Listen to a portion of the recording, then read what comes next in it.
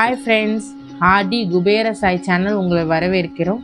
அது இல்லாமல் எத்தனை பேர் இங்கே இருக்கிற அனைத்து சப்ஸ்கிரைபர்களுக்கும் கோடான கோடி நன்றி. உங்களோட அன்பு சப்போர்ட்டுக்காக ரொம்ப ரொம்ப நன்றி. மேலும் மேலும் பண்ணுறது நீங்கள் கொடுக்குற சப்போர்ட்னால தான். ஸோ ரொம்ப ரொம்ப தேங்க்ஸ்.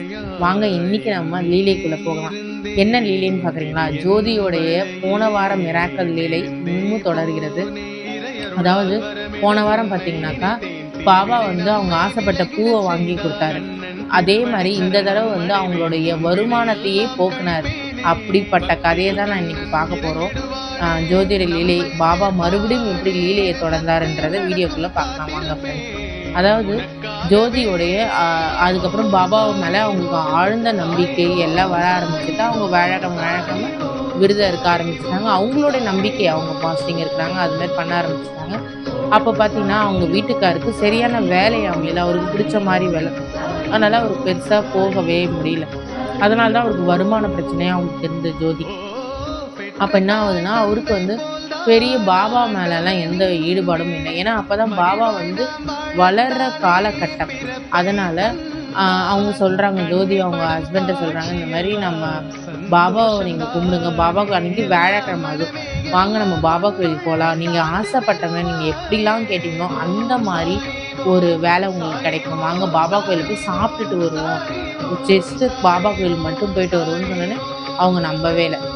அவர் நம்பவே இல்லை, அதெல்லாம் நடக்காது, இதுக்கு அதுக்கு என்ன சம்மந்தம், வரல, நீ வேணால் கும்பிடு. ஆனால் அவங்க பெருசாக அப்ஜெக்ஷன் பண்ணலை, ஜோதியை கும்பிடக்கூடாதுலாம் சொல்லலை. ஆனால் நீ போ, வா, எனக்கு கூப்பிடாது, எனக்கு அந்த நம்பிக்கையில் இல்லை, அப்புறம் வற்புறுத்தி கூப்பிட்றது சொன்னோன்னே சரி ஓகே, மனசும் சரியில்லை, கஷ்டமாக இருக்குதுன்னு சொல்லி அவங்க ஹஸ்பண்ட் அதுக்காக போய் சாப்பிட்டுட்டு வீட்டுக்கு வராராம். அவருக்கு பிடிச்ச மாதிரி ஒரு ஃப்ரெண்டு மூலயமா ஒரு நல்ல வேலை கிடச்சி அவருக்கு அப்படியே மிராக்கலாக இருந்ததுதான்.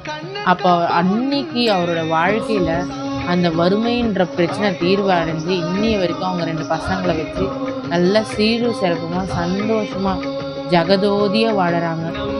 ரொம்ப ரொம்ப ஹாப்பியாக. அன்றைக்கி பாபா அவங்க நம்பிக்கையோட, ஜோதி நம்பிக்கையோடு இருந்தாங்க. அவங்க ஹஸ்பண்டுக்கே நம்பிக்கை இல்லைனாலும் ஜோதி நம்பிக்கையோடு கூப்பிட்டு போய் இன்றைக்கி பார்த்தீங்கன்னா அவங்க நல்லபடியாக வாழறாங்க.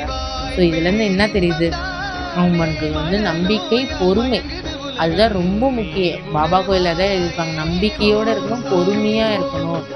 நான் இந்த விஷயத்த கூட நான் எதுக்காக இந்த விஷயத்த நான் சொல்கிறேன்னா, என்னோட சக்ஸஸ் ஸ்டோரி சொல்கிறதுக்கு காரணம் என்னென்னா, நம்மளோட வாழ்க்கையில் என்ன பிரச்சனை இருந்தாலும் கண்டிப்பாக ஒரு நாள் மாறும், நம்பிக்கை, பொறுமையாக இருங்க அப்படின்றதுக்கு தான் இந்த வீடியோவுடைய அர்த்தம். ஸோ அதனால் இதை நீங்கள் கேட்டு உங்கள் வாழ்க்கை மாறுன்ற நம்பிக்கையோட இதோட ஜோதியோடைய அத்தியாயம் முடியுது.